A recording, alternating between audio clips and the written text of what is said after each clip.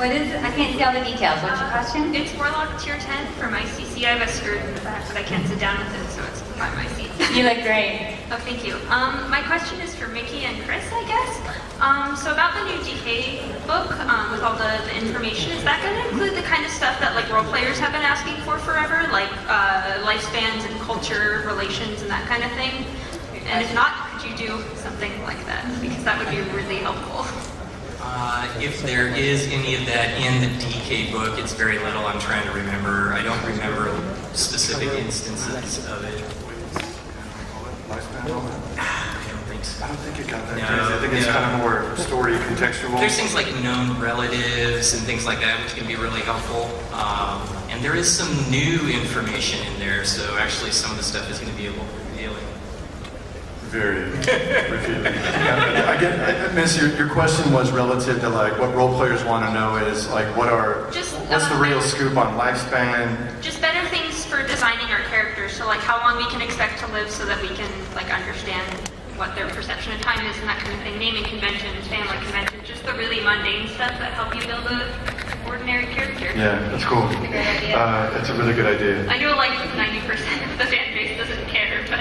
No, it's an excellent idea, I think. But the percentage that does care a lot. We care a lot. We are the ones who make light up tier costs. Actually, there's a lot of ways we can get that information to you guys. We have some of it we have to be thoughtful about. Other parts, like the Worgen, are they as baked as the orcs are? They've been around longer, so we've made up more about them. So we have to be thoughtful about some of the newer races and kind of just answer those questions, I guess is the point. So there might be really easy ways to convey that information. So yeah, we'll definitely chew on that. Please, thank you. Thank you. And we have 10 more minutes for questions. Go ahead. Hello, I'm Drake Prison, and I have a question about virtual items in World of Warcraft. I was curious, since there's going to be more additions to virtual items and microtransactions, is that to suggest maybe baby steps to future World of Warcraft that might be free to play, or is that reading too much into it? Well, unfortunately, I'm not the guy that has any answers on those questions He totally for you. is. He's dodging it completely. Yes, I sit with Mike Morheim every day. In general, we're very happy with the direction that WoW is going right now. We like the way that our game plays out to players with the way that they pay to play monthly. People can play with game cards, they can pay monthly with credit cards. We're happy with that. We like the way that the store adds accessibility for people who want to get vanity items specifically, things like mounts and pets. Obviously, we just introduced the new helms recently, but our goals there are to give people that want access to more vanity type stuff. They can do that if they want to get those, but in no way are those items offering player power or anything that would change the general gameplay experience of the game. Thank you. Yep. Thank you. Question for Chris. I've been asking many times. Any more information about the Warcraft movie? And is it to be announced in BlizzCon?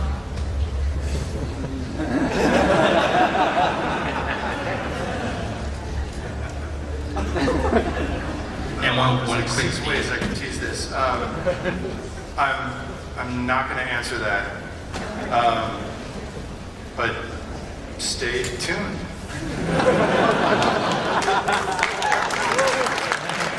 One quick thing. Your My Hero has a voice actor.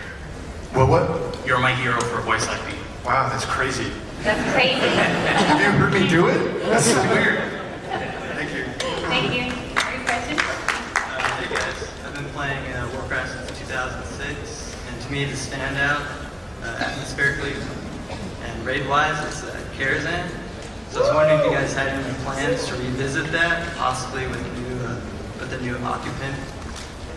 Karazhan is totally one of our favorite raids. I think a ton of people that play WoW have really fond memories of our first 10-man like that, going through it.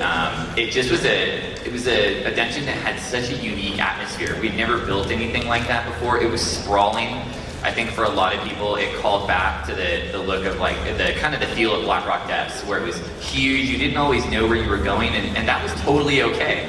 There was no map. There were backdoor hallways that led to places.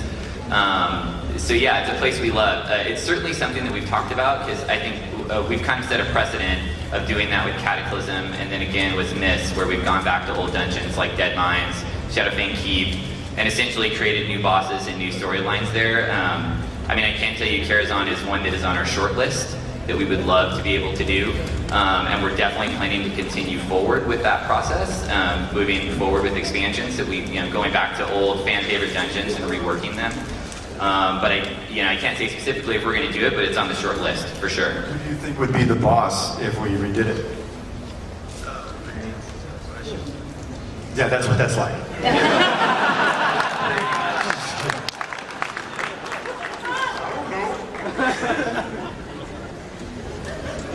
Sorry, that was totally a joke. First, I would just like to say that, Chris, you have been a really big inspiration as a writer and a storyteller. But as for my question, when you guys do graphic novels and novels, it's usually following the current lore at the time. And I was wondering if you guys had any plans to do any graphic novels for some like previous lore, like lore I feel like that hasn't really been touched that much, like the Troll Wars or the War of Three Hammers or stuff like that. Awesome idea. That's a really good point. The trip is when we first started, we've had a total reversal in how we approach that kind of stuff. When we first started, it was all backstory because the game design at the time, it might have been the middle of Warcraft 3 when we were first really working with pocket books. The first couple books we did Last Guardian, Lord of the Clans, and maybe Day of the Dragon was the first grouping. And the thing was, the game was still being developed at the time, and it was doing that with this hand and trying to get on the phone with writers with this hand. And it was easier to tell stories that weren't in the current timeline early on.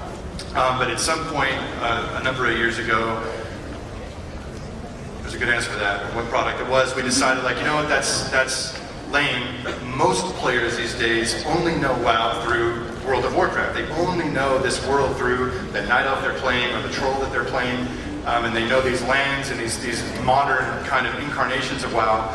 So that's why the last number of years, maybe starting with the Shattering novel, we attempted to keep the lore, or most of the lore, relevant to the now, relevant to what you are playing now, so that it all kind of sings and it all kind of works together in what we hope is a more exciting way. So we haven't done a lot of, I guess what you'd call flashback or historical fiction for a while. Like Richard had just done the Dawn of the Aztecs book that really gets into the mythology of the dragonflights and how they were formed. So we do a little bit of that. I would love to chase it all down. These days we're trying to kind of hone our efforts with expanded fiction to make sure that we're not doing a bazillion things at once. We're doing a more manageable, smaller number of things at once that we can do excellently. So I love the idea of looking at all the old eras, but I don't know that we have anything new cooking right now that's set in a past era. Although I can tell you, we've talked about this before. I think I mentioned it at the Pandaria launch? We are currently working on a project internally that is effectively the Book of Cain for Warcraft. A comprehensive look at Warcraft's history at the same kind of level of depth as the Book of Cain. And we're starting at the start. And I could even tease before the start. There's a lot of cosmology that shapes what Warcraft is before, I guess, the world came to be. So we're diligently working on getting all that banged out. We're still talking about what conveyance system we give that to you in. It could be a bound up book, it could be something else. So we are working on, I guess, again, we are working on a comprehensive history. But we're still kind of shaping how that product will the final shape of that product. But for kind of the expanded lore, we'll think about it. Are you saying that you are saying that you would love to have stories set in the past? Oh, definitely. All right. He's saying it's a terrible idea. It's a terrible idea. You should never do stories set in the past. Got it. Thank you. And then we have time for, I think we can get through these people and then we'll know more for the people here. So this question is for Chris and Mickey, and I want to preface it by saying that I'm an absolutely huge fan of the fiction that's been written outside of the game but for the game. My mobile stockpile of WoW books has gotten me through 2 deployments and kept me sane, so I'm incredibly thankful for that. Speaking for a moment as a player instead of a reader, I've noticed that there seems to be a significant transition for some of the major moments that come in WoW, moving to the books instead of playing out in-game. For example, Garrosh and the Mana Bomb with Theramore, you get to see the after effects in-game, but you don't actually get to see the main event. And I was wondering if, as time goes on, there may be a retransition back to putting those moments in the games so that players who are in the World of Warcraft can experience the moments that change the world in the world, either through cutscenes or through direct play interactions. Whoa. So let me address that. I don't know that we've ever addressed that. I don't know that I have publicly. And here's the scoop on that. We develop the game, we develop the zones, we develop the stories, we develop the events that will shape the game product. Let's say we're talking about Pandaria or something like that, right? So guys like Dave Kozak have this whole sequence in the Jade Forest where the big statue topples, and there's big events that drive the game narrative as you play. We develop that stuff first, right? The design, because we have to have such a head start in terms of game development. It takes a long time to build, so that stuff's all kind of set in stone much longer before we start thinking about tie-in fiction.